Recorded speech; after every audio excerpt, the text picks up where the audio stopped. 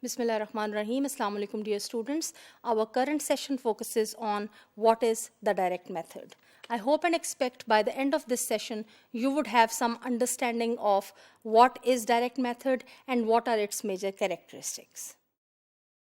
Well, my dear students, by the end of the 19th century, grammar translation method had failed to meet the requirements of time and society. And the reaction to the failure was the creation of the direct method.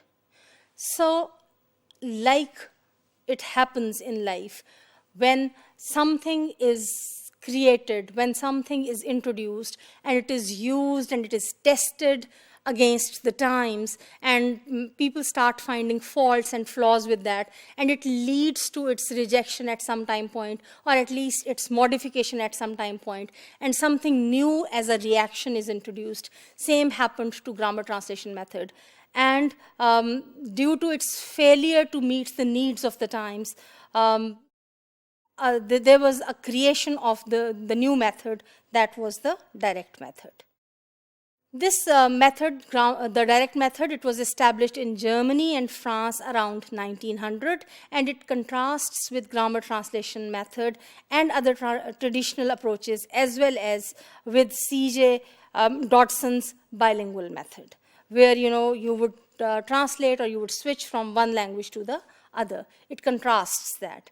It was adopted by key international language schools such as Berlitz and Inlingua in the 1970s, and many of the language departments of the Foreign Service Institute of the US State Department in 2012. So you would see a huge range of the type of institutions and organizations that adopted it. And you would also, in terms of time, see that for a very long time span range, it was used at varied time points by different organizations. The proponents of the direct method advocated certain things, and these included no teaching of formal grammar. So this was a direct reaction to grammar translation method. They outrightly rejected the teaching of grammar rules, or the explicit teaching, I would say, of grammar rules. The second important point that the proponents advocated was primacy of spoken word. Again, it was a reaction to grammar translation method, where the focus was on writing only. When it failed to meet the demands of the times, when it failed to provide communicative competence to the learners, as a reaction, the direct method introduced primacy of spoken word. What is primary that is to be taught to the learner? That is the spoken language. And thirdly, important aspect was no use of native language. Again, unlike as a reaction to, I would say, grammar translation method, it was completely rejected that the first language could be used. So a few important points were propagated. One was that printed word was to be kept away from the learner until good grasp of speech. Unlike grammar translation method, where you would start with written word, written texts, here the focus was on the spoken word, and only after the learner would have some grasp over the spoken word, over the speech, that the written text would be introduced. Material to be first presented orally with actions. So the teacher would present materials orally, and because L1 is not to be used, of course, then the teacher has to use body language and has to use actions to enable the students, to facilitate the learners to understand. Culture to be considered an important aspect of language learning.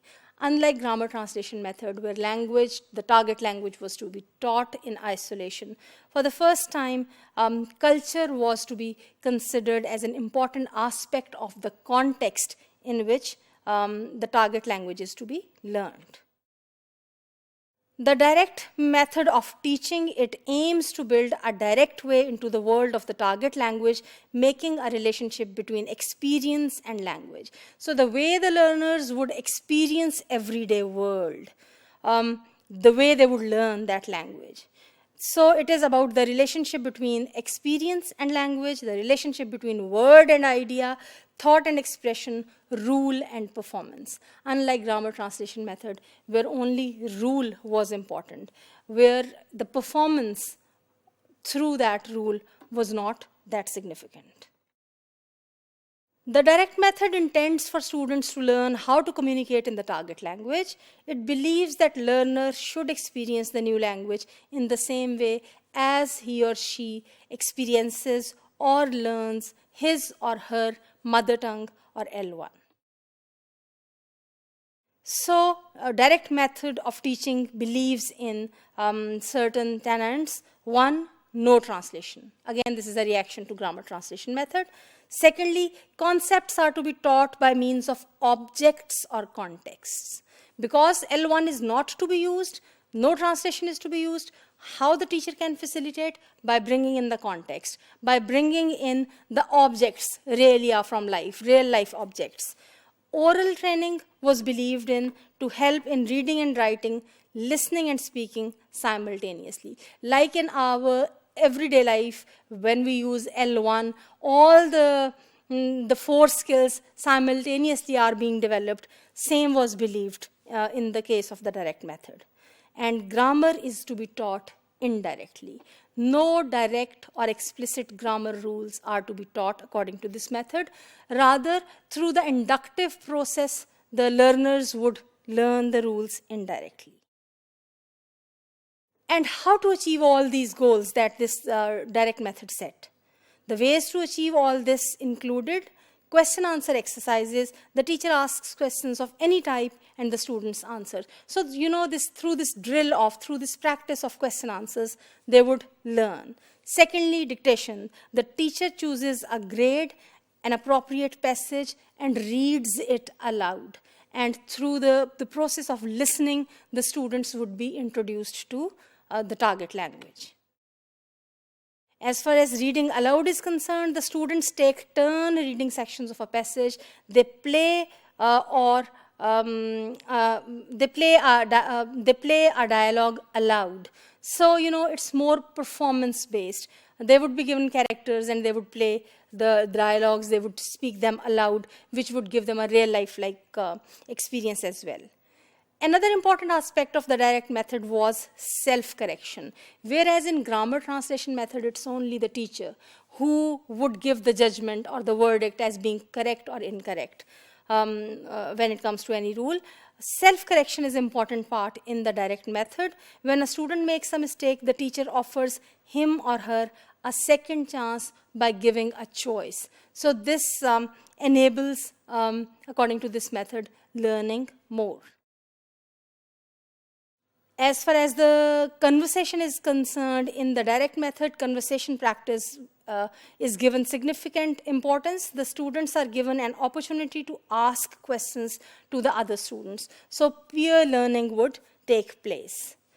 It does not only focus on speaking skill, it also gives importance to writing skill. So paragraph writing would take place, and the students are asked to write a paragraph in their own words. So they would use their own language instead of memorizing. So in short, I would say the direct method was a consequence of, or was a reaction to, grammar translation method, and it proposed a lot of things that were completely opposite to what grammar translation method had already proposed.